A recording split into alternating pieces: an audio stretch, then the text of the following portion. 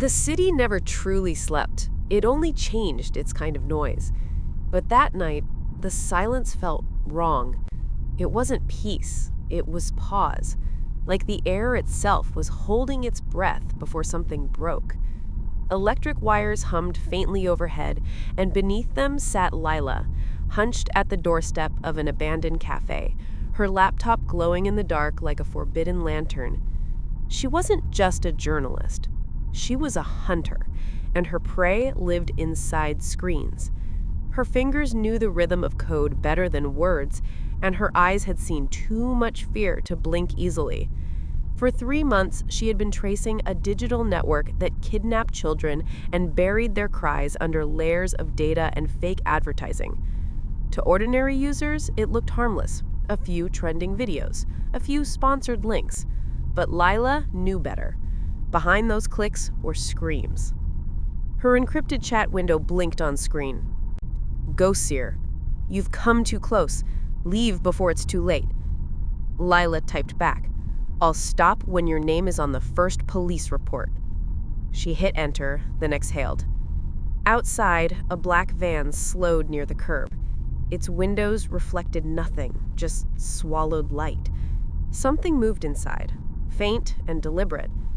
Laila turned her head, but the van was already gone, melting into the dark like a secret that refused to stay caught. She knew now she wasn't just investigating the network was watching her. The files on her laptop were more dangerous than any weapon. They contained emails, payment trails, and coded files linking missing children to a hidden online empire. It was all connected: politicians, media executives, fake charities.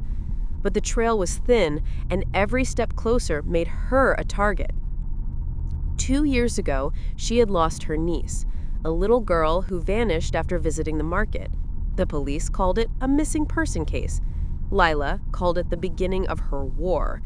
Now she had proof that the same network that traded those faceless videos had taken her niece too. A new notification flashed across her screen. "Live stream scheduled, 2 a.m. No name, no source, just a single line beneath it. The Silent Ones. Her pulse quickened.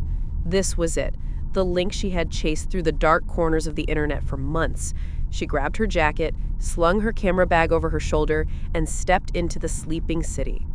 The streets were empty.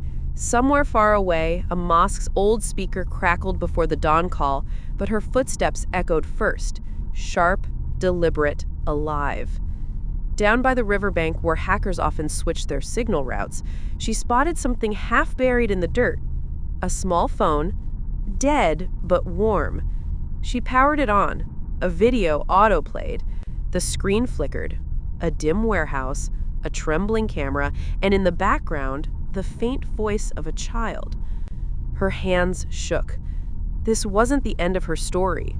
This was the beginning. The video froze mid-frame, the camera shaking, a muffled cry echoing before the screen went black. Laila stared at it for a long time, her reflection flickering faintly in the phone's cracked glass. The timestamp read, "Live 1 hour ago." Whoever had filmed it was close, too close. She crouched by the riverbank, scanning the fog-drenched warehouses on the far side. The air was thick with the smell of diesel and rot, a perfect place for secrets to rot unseen. Somewhere in that cluster of decaying buildings, the Silent Ones had gone live. She slid the phone into her jacket and began walking, her boots splashing through shallow puddles, the city's lights dimmed behind her, swallowed by mist. Only the cold glow of her phone guided her steps. Every few meters, she heard echoes, faint footsteps behind her, too measured to be random. Someone was following. Laila didn't look back. Instead, she tapped her earpiece, connecting to a single encrypted frequency. "Rihan, I found something," she whispered. Static answered, then a calm male voice. "You shouldn't be there alone. Send your location." "I can't risk it. If I'm right, this is their transfer point. They move the drives from here." A pause. Then record everything. Even if you don't make it out, the data will. Laila smiled faintly, a grim, knowing smile.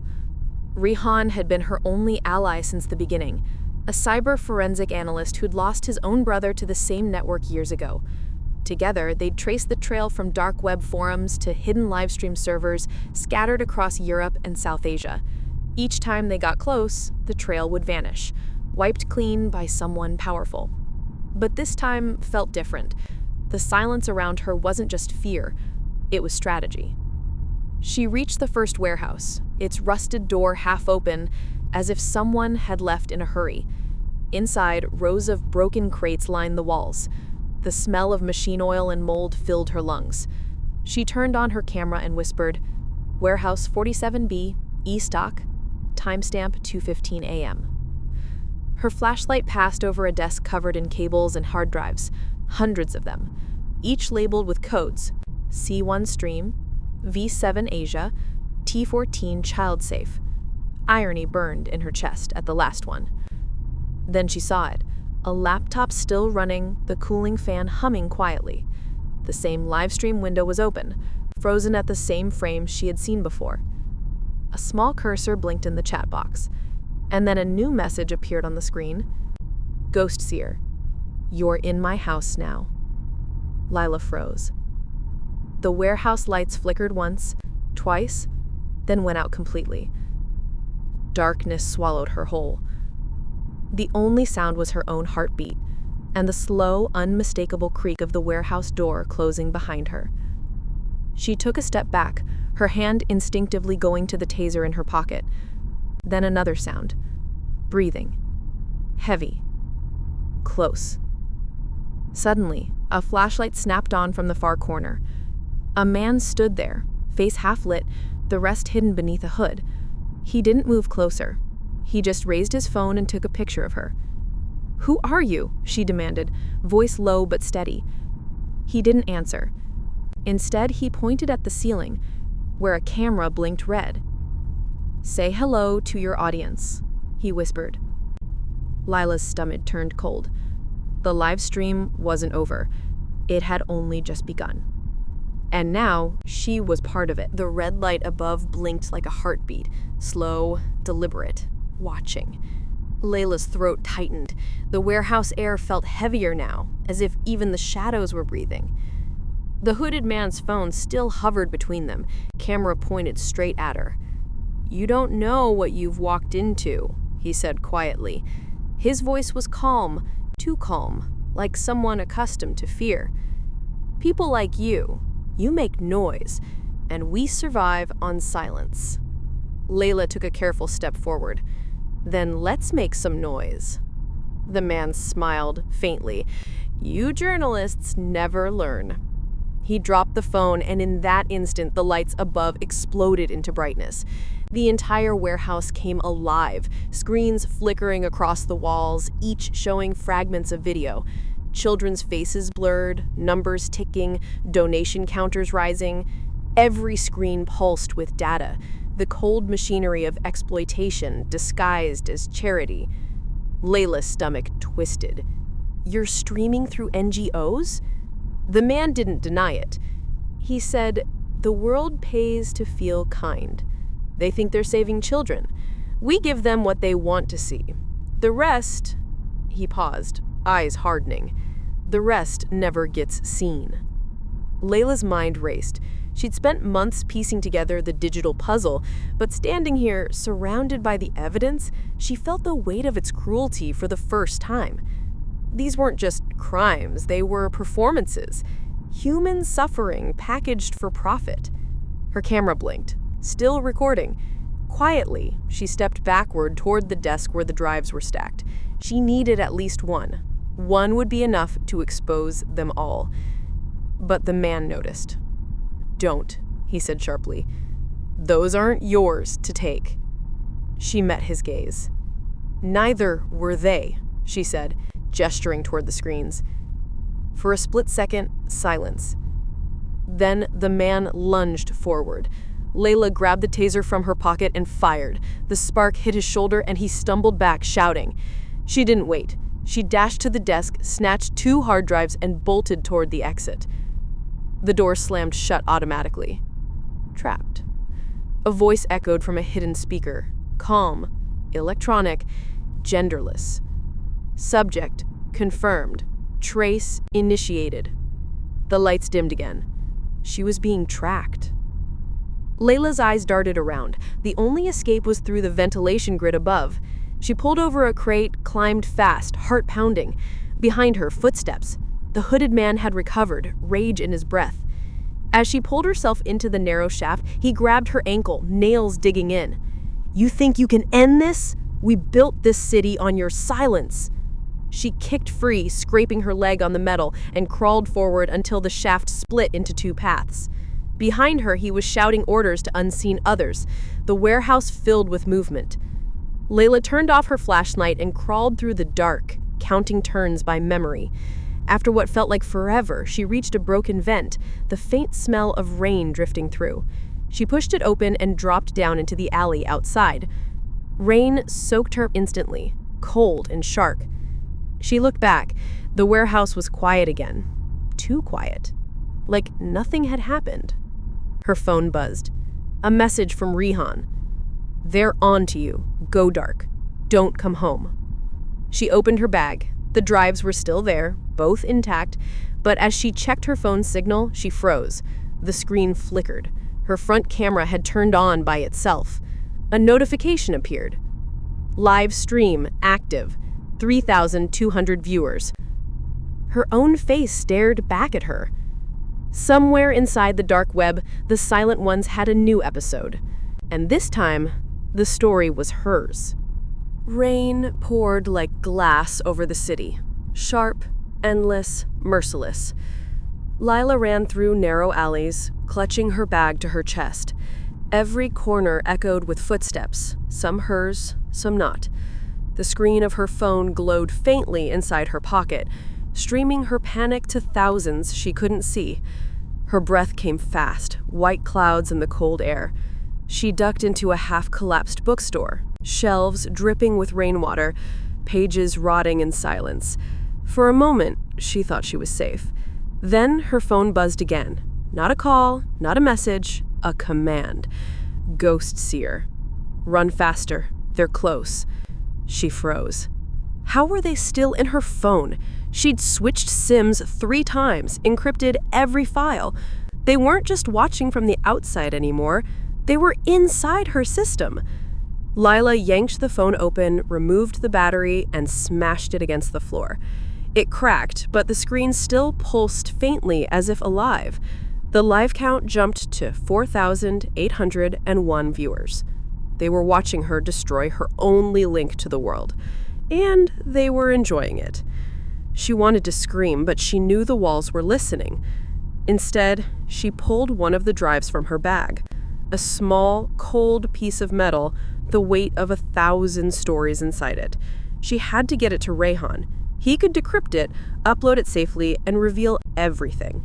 She found an exit through the back, pushing through rusted metal and broken glass. A figure waited at the end of the alley. For a moment, she froze. Then relief hit. Rehan! He stepped forward, soaked, shivering, a hood covering his face. But when he looked up, it wasn't Rehan. The man smiled. He didn't make it. Laila's chest tightened. You're lying. He shook his head slowly, pulling something from his pocket. Rehan's ID badge, stained with rain and mud. The air left her lungs. For a heartbeat, she couldn't move.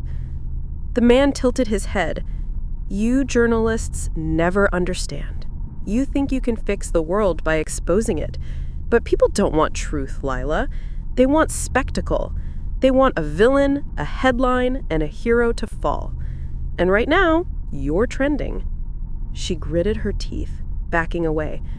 If you wanted me dead, you'd have done it already. Dead? He laughed quietly. Death is too fast.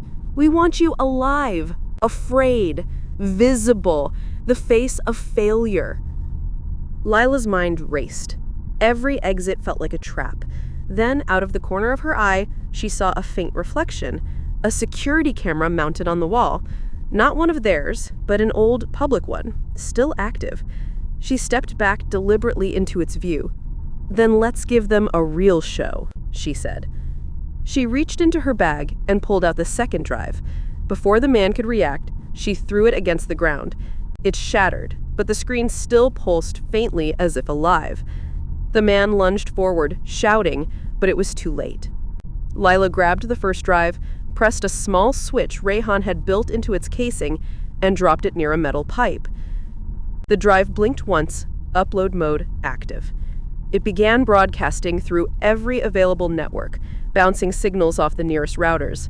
The footage inside, the fake charities, the dark web servers, the live stream IDs, everything started transmitting to public domains. The man froze. "What did you do?" Laila's eyes were cold. "I gave the world its spectacle." Alarms erupted in the distance. Sirens, network pings, connection alerts. The drive had triggered a cascade of leaks across hundreds of sites. The man cursed, running toward her, but she grabbed a shard of glass from the ground and swung, cutting his arm. He fell back, clutching his wound. Laila staggered away, bruised, soaked, but alive. The drive's blinking light faded behind her, its job complete. She disappeared into the night as the city awoke to chaos, headlines, protests, panic. By dawn, every screen in the country showed the same phrase in red text: "The silent ones are real." But deep in the network's hidden servers, a new upload was already scheduled. A title appeared: calm, clean, chilling. The world woke up screaming.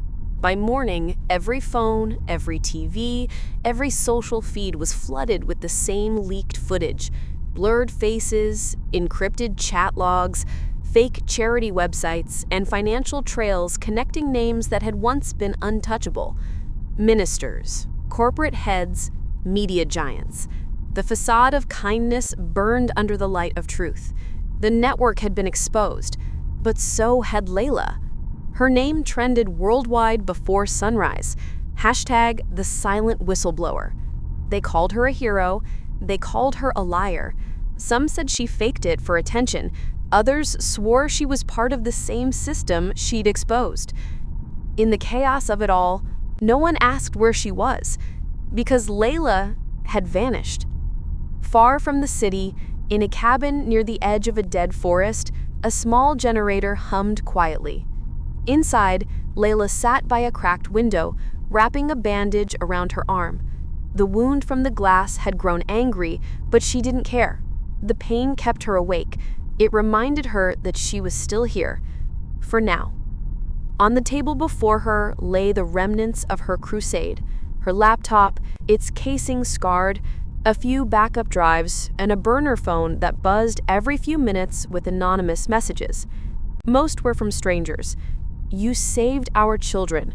They're hunting you. Run. We're with you."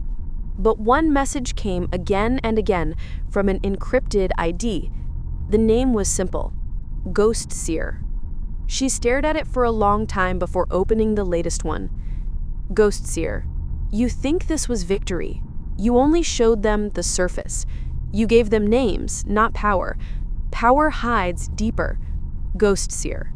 You didn't end the network, Laila. You activated it. Layla's breath caught. Her fingers trembled as she scrolled. Ghost Seer. The system needs an enemy to keep the audience fed. Now, you are that enemy. Her laptop pinged. A new feed had appeared. She hesitated, then clicked. The screen filled with static, then a familiar warehouse flickered into view. Only this time, the camera was steady, professional. The walls were clean, the lighting perfect, and in the center of the frame, a chair. A woman sat in it, hands tied, head bowed. A faint light crossed her face. Her heart stopped. It was her. Her own image, streamed live from an angle she didn't recognize. She pushed the chair back, scanning the cabin walls. Her pulse raced. Where was the camera? How were they still watching her? Then she saw it, a tiny red dot glowing inside the smoke detector above. She stood up slowly, rage flooding through her veins. You think you own my story? Not anymore. She yanked the smoke detector from the ceiling, crushed it under her heel, and threw the phone out the window. But it was too late. Her laptop chimed again. Her face was still live. They were everywhere. By noon, governments had launched task forces. By night, the same politicians were on news channels promising reforms. By the next morning, donations to child protection foundations tripled, most of them run by the very people Laila had exposed. The machine had shifted shape, but it was still running. She watched it all unfold from her cracked window. Every word of support sounded hollow. Every headline about her bravery felt like a mockery. Truth wasn't justice, it was entertainment. She powered up her laptop one last time and opened a blank file. Her fingers hesitated, then began to type. They called me a hero, but heroes die in stories the world wants to forget. I didn't come to save anyone, I came to make them look. The network isn't gone, it's growing quieter, smarter, invisible again. When you scroll past another story about a missing child, remember this: silence is their currency. Every ignored truth feeds them, every forgotten face funds them. You can stop them only by refusing to look away. She saved the file, encrypted it, and scheduled it to upload automatically in 24 hours. If she didn't stop it, it would go live. Outside, the forest wind whispered against the cabin walls. Somewhere in the distance, an engine hummed, low, steady, approaching. Laila smiled faintly, her eyes dark but calm. "Let them come," she whispered. "I'm done running."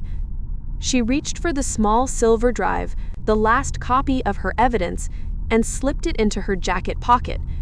Then she walked out into the rain.